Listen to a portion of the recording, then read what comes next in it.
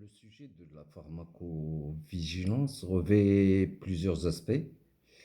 Si on considère le pays dans sa globalité, il y a beaucoup de chantiers ouverts qui sont sous la responsabilité du gouvernement, mais il y a un seul chantier qui est pris en main personnellement par Sa Majesté le Roi, à savoir le secteur de la santé, déjà par la volonté qu'il a manifestée de procéder à la refonte de tout le système et aussi en prenant euh, en charge, en prenant en main la gestion de l'épidémie. Son investissement personnel est très significatif. Et dans le système de santé, il y a le médecin et le médecin du secteur privé. Nous nous sommes sentis exclus de la gestion de l'épidémie, mais aujourd'hui, rien n'est encore joué. La campagne de vaccination approche et je pense que nous avons un rôle à jouer très important. D'abord, en nous impliquant dans l'acte vaccinal, en apportant notre appui au personnel de la santé qui est débordé. Et pour accélérer la vaccination, je pense que on pourrait consacrer un moment de sa journée, 1 heure avant d'aller au cabinet, chaque jour, plusieurs fois par semaine, 1 fois par semaine, peu importe, mais la masse des médecins pourrait faire qu'on pourrait avoir un impact très important. D'une part, ça nous permettrait également, ça permettrait à certains d'entre nous de voir comment se déroule une campagne, de vacciner, de voir les cas qui ne peuvent pas bénéficier de la vaccination, les messages à transmettre, etc.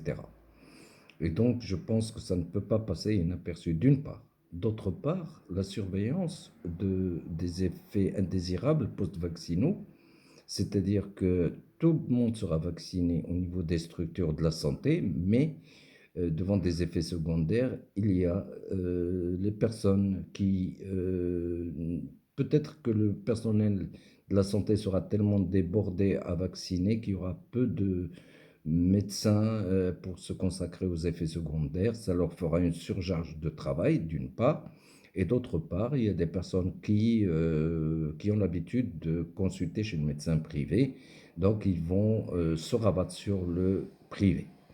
Encore faut-il que pour nous, nous puissions connaître les effets indésirables et qu'on peut répartir en plusieurs niveaux. Il y a les effets connus, les effets indésirables connus, la douleur locale, un fébricule, des céphalées, une syncope avant ou après l'acte vaccinal qui sont habituels sans gravité. Il y a les effets attribués au vaccin, à ses composants, qu'on pourrait éventuellement, qui sont définis, qui sont répertoriés. Il y a des effets qui pourraient apparaître qui ne sont pas connus, et c'est ça notre rôle justement. Et nous savons que durant l'épidémie, nous avons eu affaire à énormément d'informations, souvent contradictoires, à des fake news, et parce que nous avions essentiellement les données de l'étranger. On sait qu'il y a l'intervention de Big Pharma, etc.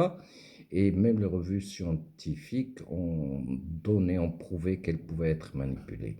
Ici, nous allons pouvoir, étant donné que nous serons le premier ou l'un des premiers pays au monde à vacciner en masse, nous serons donc les premiers fournisseurs de données à travers le monde si nous nous impliquons en masse, et ce sera l'étranger qui aura recours à nos données, à nos recherches, à nos analyses, etc.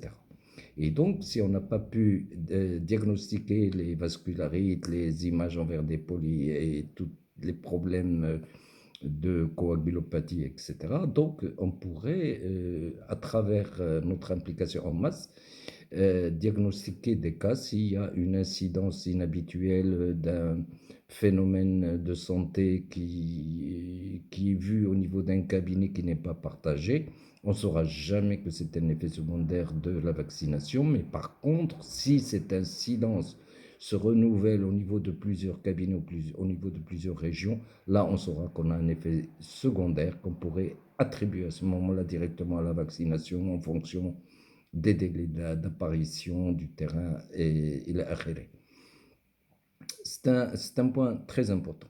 D'un autre côté, il y a le fait que ces données pourraient nous servir à nous, d'abord pour nous former de la même manière sur les effets secondaires décrits. Par exemple, on peut parler du Guillain-Barré. Est-ce qu'on le connaît tous? Si on le connaît, est-ce qu'on le connaît de la même manière? Ça pourrait donner de la matière aux associations pour les formations continues ciblées.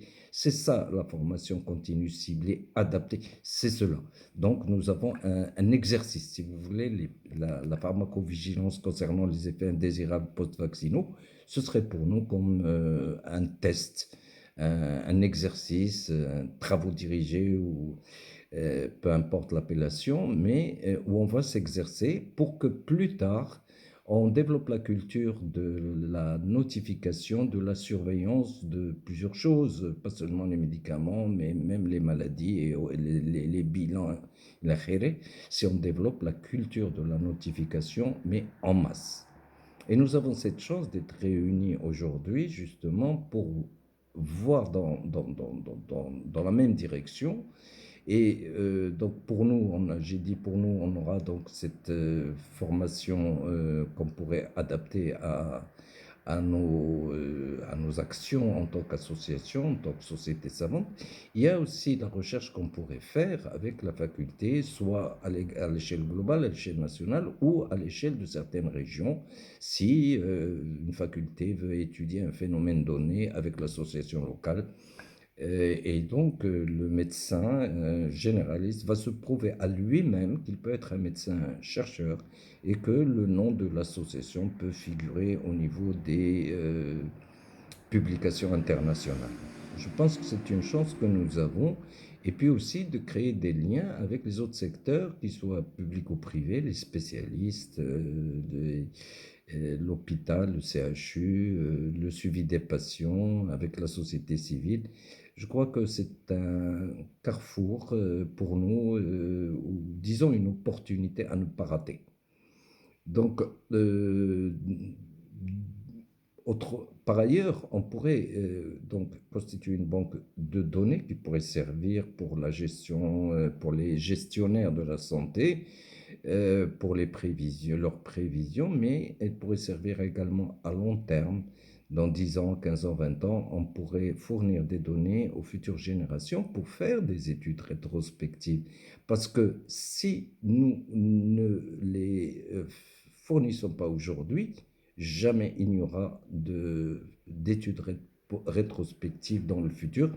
Et ça, c'est notre responsabilité. Je crois que sans nous, il n'y en aura pas. Donc, ce sont des points importants.